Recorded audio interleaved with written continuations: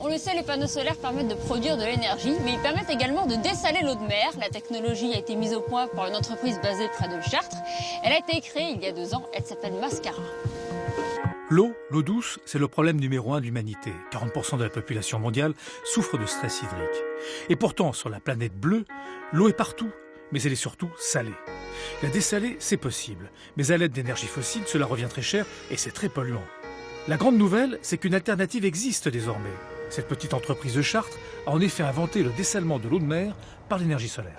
Ici, on a une réserve d'eau de mer qui est disponible et qui va entrer donc dans la machine au travers de préfiltres et qui va ensuite rejoindre la pompe haute pression qui va envoyer dans les membranes. Les membranes sont contenues dans ces porte-membranes blancs là, que vous voyez ici.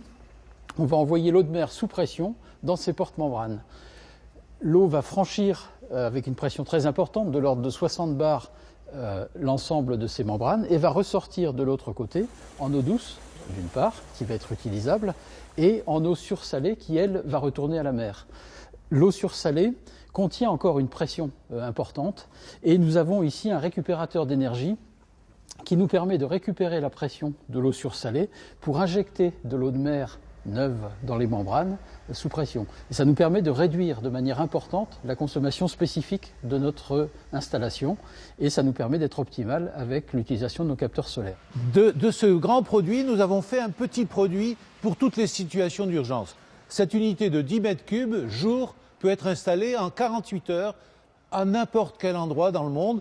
Et puis enfin, on s'est aperçu qu'il y avait un énorme besoin pour le traitement d'eau saumâtre et nous avons inventé cette unité qui part au Mozambique.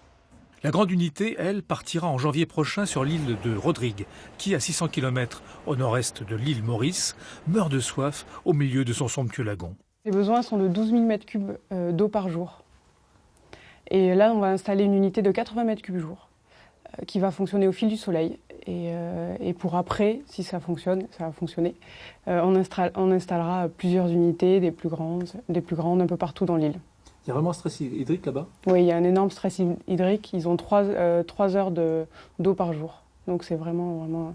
Ils comptent sur nous et on compte sur eux pour nous aider à installer. Et le marché est immense parce que les besoins sont immenses. Mascara, c'est le nom de la PME chartraine, s'est associé à de plus grosses entreprises pour s'implanter à travers la planète. Aujourd'hui, avec le changement climatique et la croissance démographique, et compte tenu du prix de l'énergie solaire qui diminue constamment, il y a de plus en plus de zones pour lesquelles le dessalement solaire serait complètement pertinent.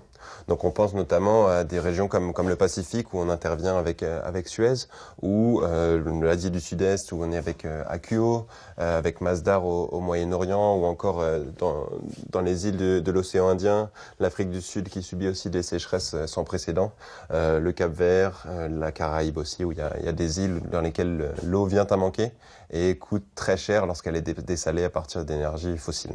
Et Mascara est l'objet de grandes attentions de la part des géants mondiaux de l'eau parce qu'elle est la seule entreprise à avoir breveté un procédé qui allie eau de mer et soleil pour produire de l'eau douce, comme elle l'a fait notamment à Bora Bora, un petit coin de paradis au large de Tahiti. Nous sommes ici